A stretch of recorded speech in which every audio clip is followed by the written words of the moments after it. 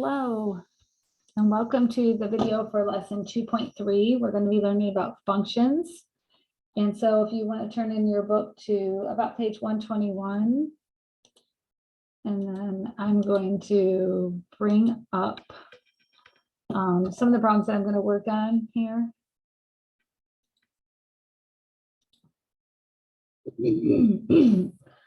So I'm starting on page 119. I have a few definitions here in the notes. The first definition is a function establishes a correspondence between a set A and a set B such that for each element in A, there's exactly one correspondent in set B. You can show functions in three different ways. One is using words to describe the functions. One is using a table of independent and dependent values. We're going to call them inputs and outputs. And the third is with an equation. The domain and range are two important pieces to a function. The domain of a function is the set of all input values for which the function will produce a real number. That's all of the allowable input values. The range of a function is a set of all output values which correspond to at least one element of the domain of the function. And then our function notation is this. And it reads f of x, where x is the input for the function named f. Okay. Here are a list of the problems that I'm going to work on with you today from page 125. So let me go ahead and change my paper here.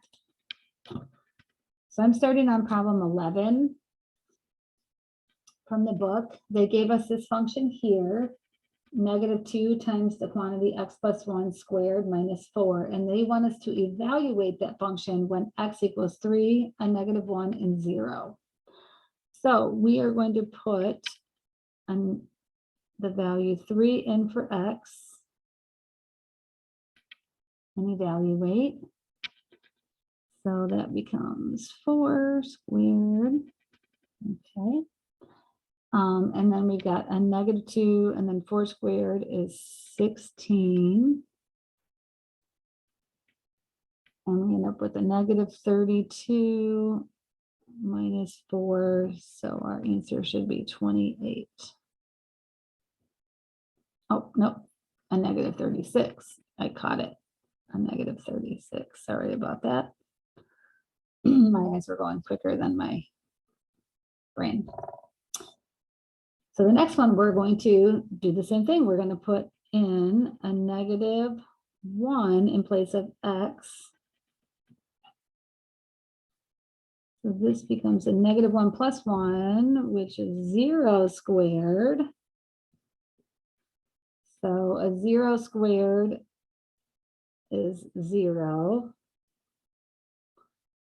And 0 times a -2 is 0.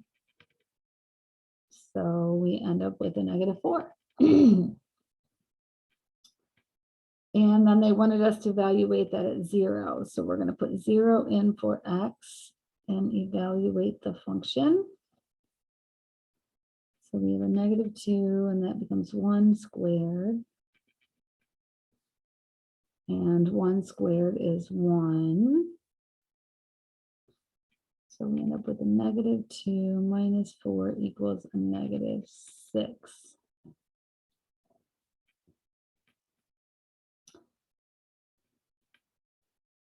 Then we have the next function is the square root function of 2t plus 5. So we're going to evaluate that when t is 3. And square roots are also, when we go back to the order of operations, they're part of the parentheses, that grouping. So we have to do what's under here. So 2 times 3 is 6 plus 5. So we would find the square root of 11. So we'll leave it at that. And the next one we're going to evaluate when t is a -1. So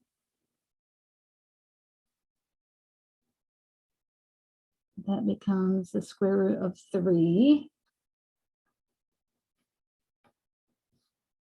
And the last one is evaluating when t is 0.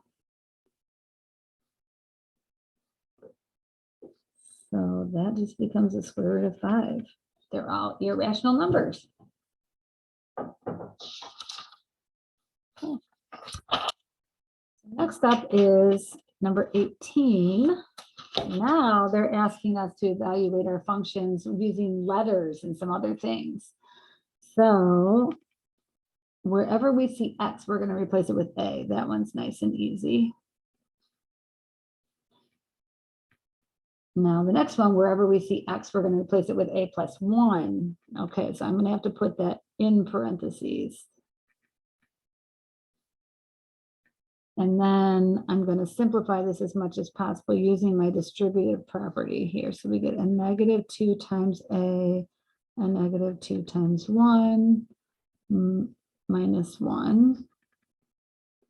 So a negative 2a minus 2 minus 1 simplifies to a negative 2a subtracting 3.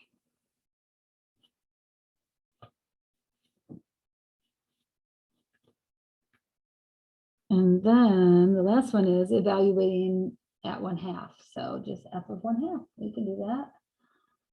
So a negative 2, and when x is 1/2 minus 1, so a negative 2 times 1/2 is just a negative 1 subtracting 1 is a negative 2.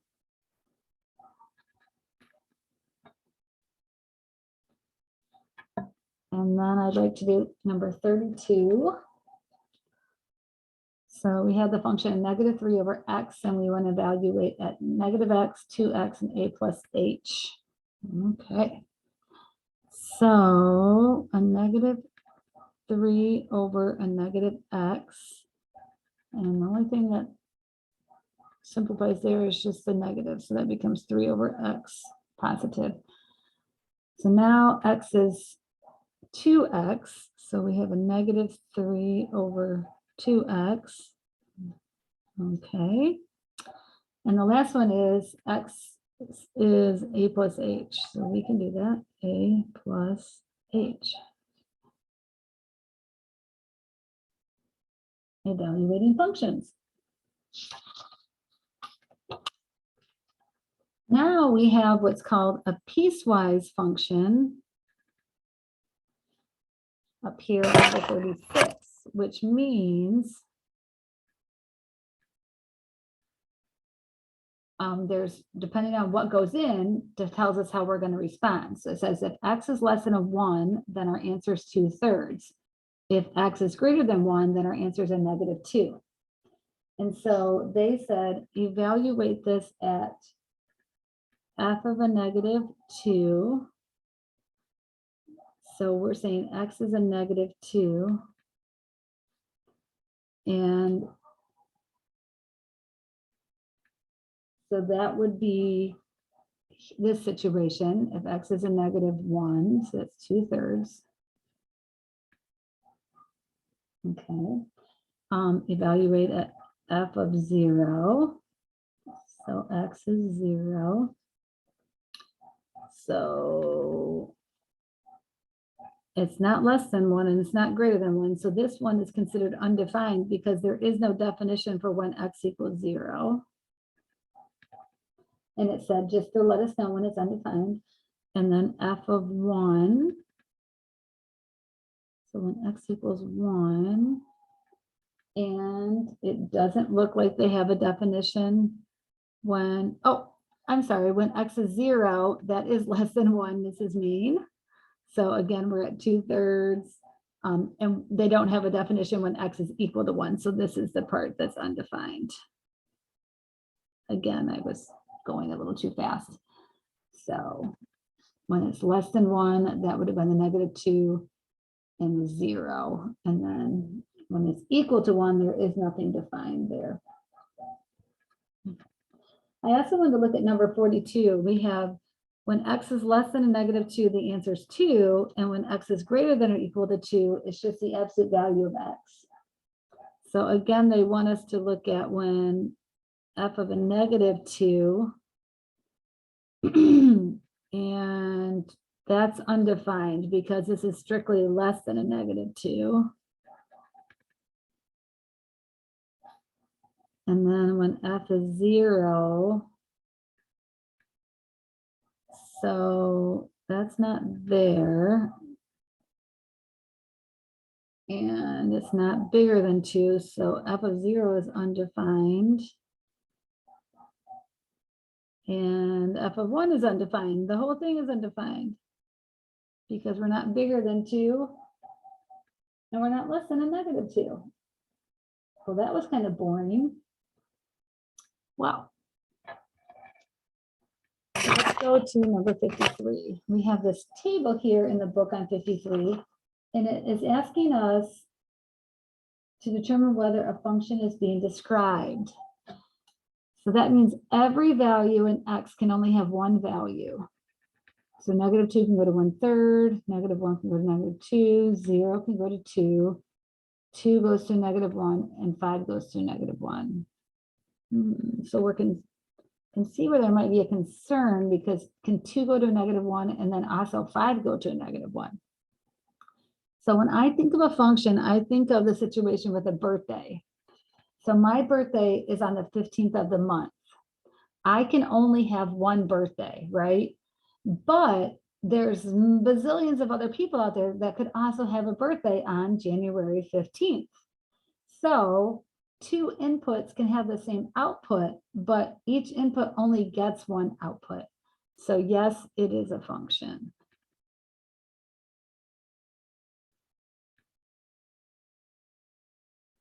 For that reason. Okay. Now the last ones that we're going to look at here, 58, 62, 66, and 68, are all about finding the domain. So it's asking us to find the domain.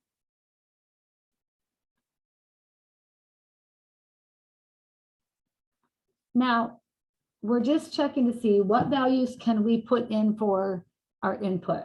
Are there any that I want to put in that are not going to be allowable? Okay, so if we were to have looked at 50, like 55 or 56, those 55 and 56 here, let me show you. 55 and 56, you can put any number you want into X and you're going to get a real number on both of these. I'm going to put them into Desmos so you can see this is where it's kind of cool that we have Desmos available to us.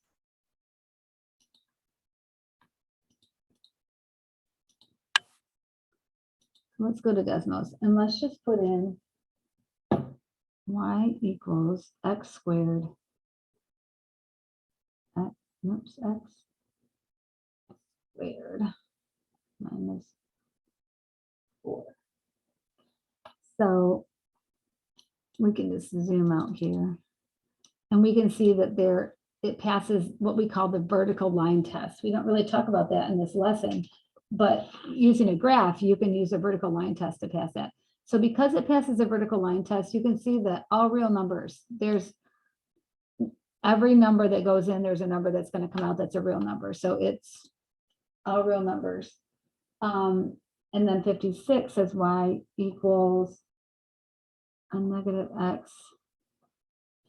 That one is cubed minus 2. Now that one's in blue here. I'm just going to zoom out. And again, that's going to be all real numbers. I'm going to turn off this one and I'm going to zoom in again.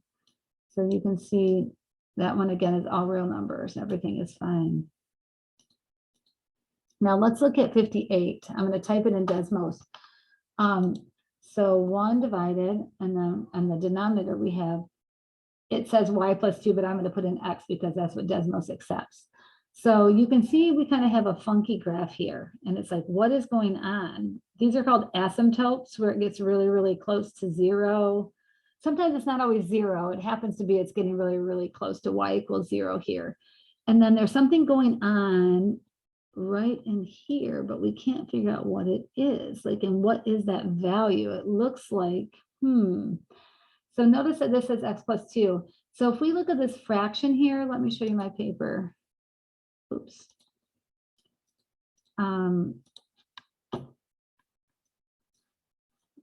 When we have a fraction, right, a fraction becomes undefined when the denominator equals 0. And so that is where our only issue will be. So y plus 2 equals 0, right? If we figure out when does our particular denominator equal 0, is when y equals a -2. So that's our only exception that we can't have. So the way the book likes to read it as, we've got a negative infinity, which means that I can go anywhere I want in the negative directions for my domain. And infinity and negative infinity, I always get an open parenthesis up to a -2. I can't include a -2, so I'm going to use a parenthesis there.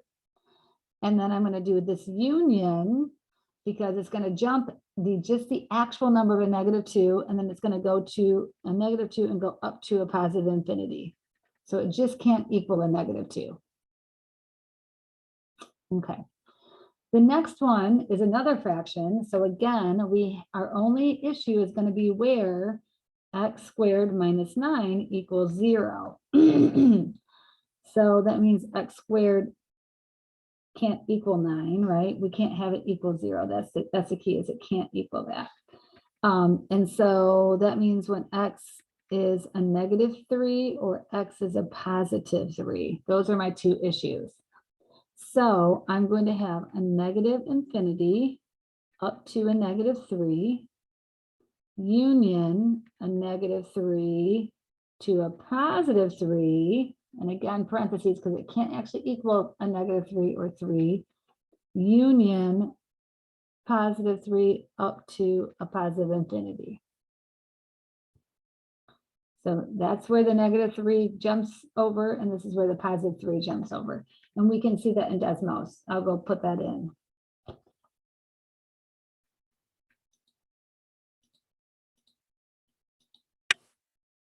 So we'll do 2 divided by x squared minus 9. And you can see there's my asymptote right there at a -3 and right here at +3. Pretty cool that you can see that. Okay, let's look at our last two here. So number 66 says, well, what about, this is my issue here, is s squared plus 3 equals 0. We can't have that. So s squared equals 3. Well, there is no value when I square it to get me to 3. So that can't happen. So it's not going to be an issue. So let's go to put 3 divided by x squared plus 3. So you can see where it just kind of goes bleep up and bleep down, and I'm all good. So that one is okay. And then let's just look at the next one here. 3 divided by, and then we need to put in our square root. Oops. Our square root button. Oh, it's not a 3. Divided by. And the square root button, there we go, is 8 minus x. Okay. So it just gets really, really big. It doesn't ever come back down. So there is nothing there either. Wait, let me just zoom in here.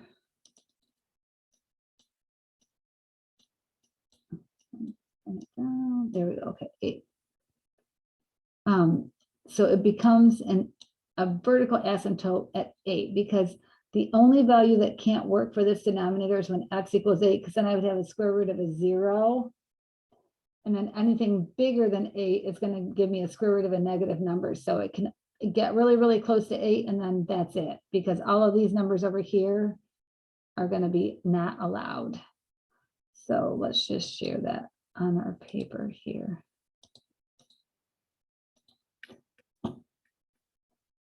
So this is going to be all real numbers. So it's just negative infinity to infinity. And then this one is going to be a negative infinity up to 8. And that's all. I do want to do number 80 in your book. And I'm just going to bring the book up here so we can look at it. And we'll work on it together. So these are the important problems you should be able to do. What we call the story problems, because they're actually real life. This is what you're looking at in a real life work situation. Zoomed in. It says marine biology, the amount of coral in kilograms harvested in North American waters is shown on the following graph. So it looks like we have some years. It looks like the oldest year that we had data on is 1999. And it was between maybe a little under 12,000 kilograms of coral. And then we have up to 2003.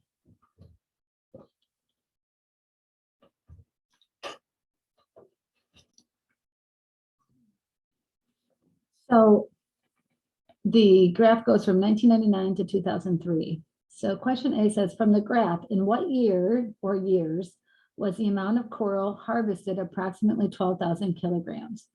So it looks like that 1999 and then also the 2003. From the data in the graph, in what year was the maximum amount of coral harvested? And so the maximum amount would have been this one, about 19,000. And it looks like that's in the year of 2001. So we're definitely going to be doing much more looking at functions. Like for instance, this number 79, it says a ball is dropped from the height of 100 feet. The height of the ball at t seconds after it is dropped is given by this function. Find h of 0 and interpret it. So if we were to put 0 in for t, this would become negative 16 times 0 squared. So that'll be 0. And so that would be 100. So that means that at time 0, the height of the ball was at 100, which they told us that. So that matches. Then it says find the height of the ball after 2 seconds. And t is in seconds. So we can put this function in and put in 2. We could do that here though. So we could on paper for number 79. Look at the function h of t equals a negative 16t squared plus 100. And they said when it is 2 seconds. So if we put a negative 16 times 2 squared plus 100, 2 squared is 4. And 4 times 6, negative 16 is a negative 64 plus 100 is 36. And then the height was in feet. So after 2 seconds, the ball would be at 36 feet. So catch me back for some fun work in lesson 2.4.